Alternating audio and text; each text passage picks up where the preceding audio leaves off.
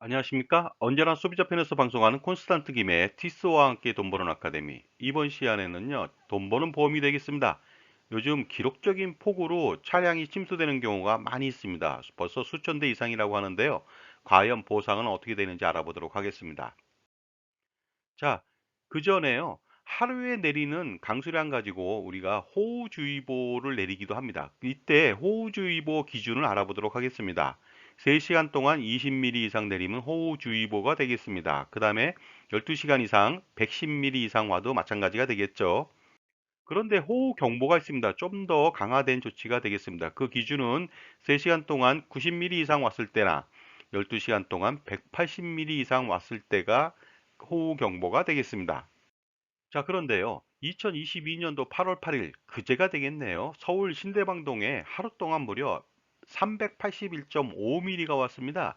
이것은요, 115년 만에 최고 기록이 되겠습니다.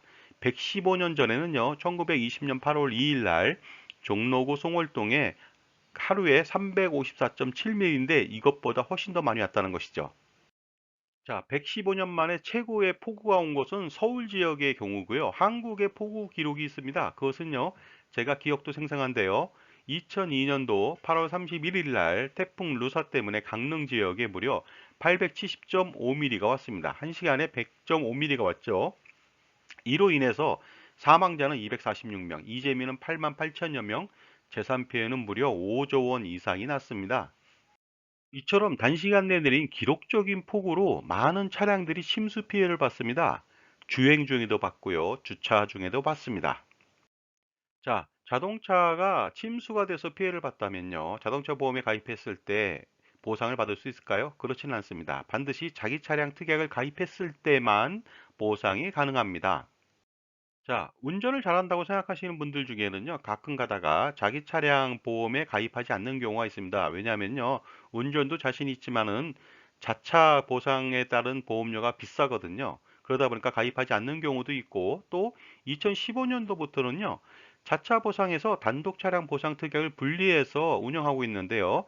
그때 단독 차량 보상 특약을 가입하지 않는 경우도 있습니다. 왜냐하면 자차 보상 중에서 단독 차량 보상 보험료가 가장 많거든요. 그러다 보니까 보험료를 아끼려고 가입하지 않는데 이때 단독 차량 보상이라는 건 무엇이냐? 차량이 단독으로 사고 난 거, 미끄러졌다든가 침수 피해를 입었다든가 자연재해를 입었을 때 보상을 하는 것인데요. 그 보상을 받지 못한다는 것이 되겠습니다. 따라서 소탐 대실이 아닐 수가 없겠죠. 자, 그런데 자동차 침수 피해를 봤습니다. 자동차 보험하고 자차 보상 특약은 가입되어 있습니다. 이 경우에 혹시라도 자차 보상 한도를 넘는 수리비가 발생되었다. 이랬을 때 과연 전액을 보상받을 수 있을까요? 그렇지는 않습니다. 차량 전손가액으로 보상하는데요. 이것을 가입 시점의 차량가액이 아닌 전손 시점의 차량가액으로 보상합니다. 예를 들어서 가입 시점의 차량가액이 1,500만 원이고 전손 시점은 1,300만 원이다. 그러면 1,300만 원까지만 보상해 준다는 뜻이 되겠습니다. 자, 그런데 자차 보험에 가입했음에도 불구하고 자동차 침수 피해가 났는데 전부 다 보상해 주지는 않는다는 것이죠. 왜 그럴까요? 자, 지금까지 제 정보가 만족스러우셨다면요. 구독과 좋아요 부탁드리겠습니다. 감사합니다. 계속하겠습니다. 자, 보상하지 않는 경우를 일일이 나열해 보도록 하겠습니다. 첫 번째는요. 창문, 썬루프, 트렁크를 개방한 상태에서 침수 피해가 왔다. 이랬을 때는 보상하지 않습니다. 이것을 어떻게 하냐고요? 자동차 견인 시 확인할 수가 있습니다. 그리고 두 번째, 보상하지 않는 경우가 되겠습니다. 침수가 우려되는 한강변이나 기타 하천변에 주차한 경우가 되겠습니다. 이때도 마찬가지로 보상해주지 않는데 왜 그러냐면요. 이 보상액은 주차장 측에 있다고 판단하기 때문에 그렇습니다. 그리고 세 번째도 알아보도록 하겠습니다. 세 번째는요. 통행 제한 지역을 무리하게 주행한 경우 이때도 보상해주지 않는데 그것은요. 본인의 과실이 크기 때문에 그렇습니다. 이 밖에 보상하지 않는 것도 한번 나열해 보도록 하겠습니다. 차량 내 귀중품도 보상하지 않습니다. 예를 들어서 노트북, 휴대폰, 개인 물품, 오디오 시스템, 귀중품 같은 경우도 보상하지 않습니다. 그 다음에 화물차의 화물칸 화물도 보상해 주지 않습니다.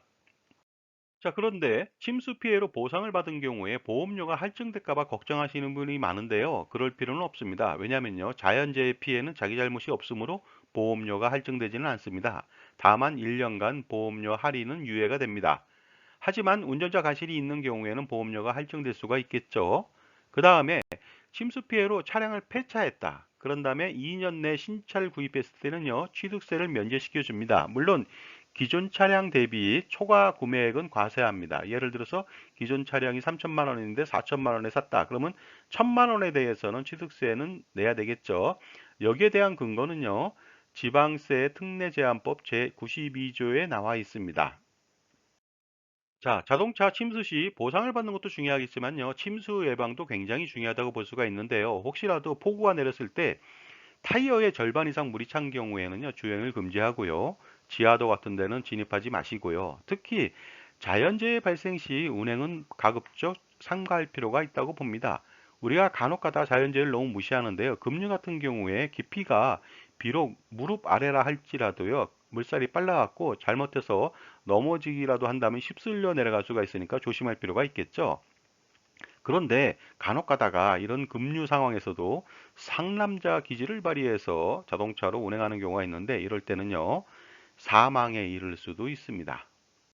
사람들은 가끔 엉뚱한 생각을 합니다. 예전에 제가 군대 있을 때 얘긴데요. GOP에서 그 경비를 쓰고 있는데 심심하니까 총을 한번 쏴봤습니다. 근데 첫 번째 실탄은 공포탄이거든요. 공포탄을 쏠 때 총구에 손을 막으면 어떻게 될까 하고 실험을 해본 것이죠. 쐈습니다. 어떻게 됐을까요? 손가락이 전부 다 살과 뼈로 발라져 버렸죠. 이러한 엉뚱한 생각을 정말로 평범한 사람이 하기도 합니다. 그러다 보니까 이런 생각도 합니다. 안전벨트를 매지 않고 운행하더라도 사고 시 손과 발로 몸을 보호할 수 있다고 생각해서 안전벨트를 매지 않는 사람들도 있습니다. 그러나 과연 이것이 안전할까요?